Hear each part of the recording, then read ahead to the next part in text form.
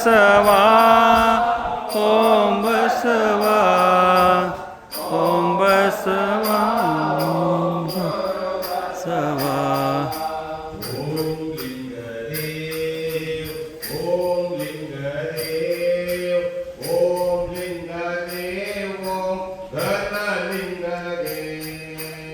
ಓಂ ಲಿಂಗದೇ ಓಂ ಲಿಂಗದೇ ಓಂ ಲಿಂಗದೇ ಓಂ ಘನಲಿಂಗದೇ. ಓಂ ಲಿಂಗದೇ ಓಂ ಲಿಂಗದೇ ಓಂ ಲಿಂಗದೇ ಓಂ ಘನಲಿಂಗದೇ. ಓಂ ಲಿಂಗದೇ ಓಂ ಲಿಂಗದೇ ಓಂ ಲಿಂಗದೇ ಓಂ ಘನ. ಈ ಕುಟೀರ ಬಸವ ಕಲ್ಯಾಣದಲ್ಲಿದೆ.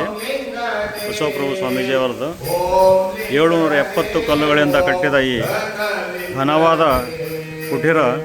ಈ ಕುಟೀರವು 770 ಕಲ್ಲುಗಳು ಮತ್ತು 770 ಕಲ್ಲುಗಳ ಒಬ್ಬೊಬ್ಬ ಶರಣಗಳ ಹೆಸರಿದೆ.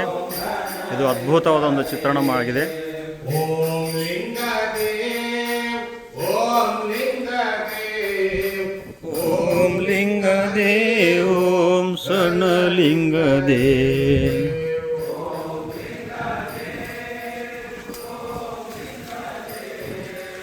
ಓಂ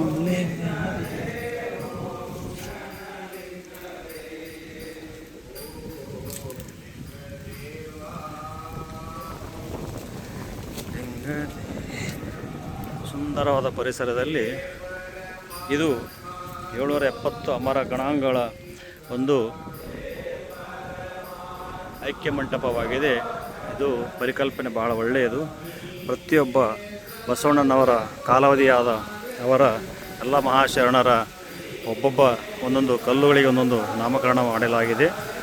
ಇದೊಂದು ಅದ್ಭುತ ಕಾನ್ಸೆಪ್ಟು. ದಯವಿಟ್ಟು ಈ ಪುಣ್ಯಕ್ಷೇತ್ರಕ್ಕೆ ತಾವೆಲ್ಲ ಬಂದು ತಮ್ಮ ಅಮೂಲ್ಯ ದರ್ಶನ ತಗೊಳ್ಬೇಕು. ಇದು ಕರ್ನಾಟಕದಲ್ಲಿ ಎಲ್ಲ ಯಾವುದೇ ಉನ್ನತ ಕಾನ್ಸೆಪ್ಟ್ ಇಲ್ಲ. ಈ ಕಾನ್ಸೆಪ್ಟು 770 ಅಮರ ಗಣಾಂಗಗಳ ಒಂದು ಮಹಾಚಿತ್ರಣ ಮತ್ತು ಅವರ ಹೆಸರಿನ ಮೇಲೆ ಒಂದೊಂದು ಕಲ್ಲುಗಳು ಕಟ್ಟಿ 770 ಕಲ್ಲುಗಳಿಂದ ಈ ಅದ್ಭುತವಾದ ಕುಟೀರವನ್ನು ಕಟ್ಟಲಾಗಿದೆ.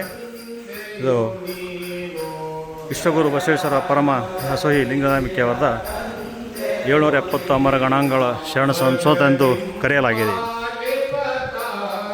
ಸದ್ಗುರು ಬಸವಪ್ರಭು ಸ್ವಾಮೀಜಿಯವರ ಕೈಯಲ್ಲಿದಾಗಿದೆ. ಶರಣು ಶರಣಾರ್ಥಿಗಳು. ನಮ್ಮ ಪ್ರಭಯ ಸ್ವಾಮಿ. ಶಕುತ ಬರಲು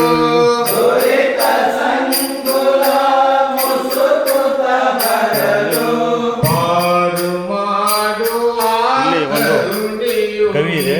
ಈ ಕವಿಯಲ್ಲಿ ಅಪ್ಪಾಜಿಯವರು ತಮ್ಮ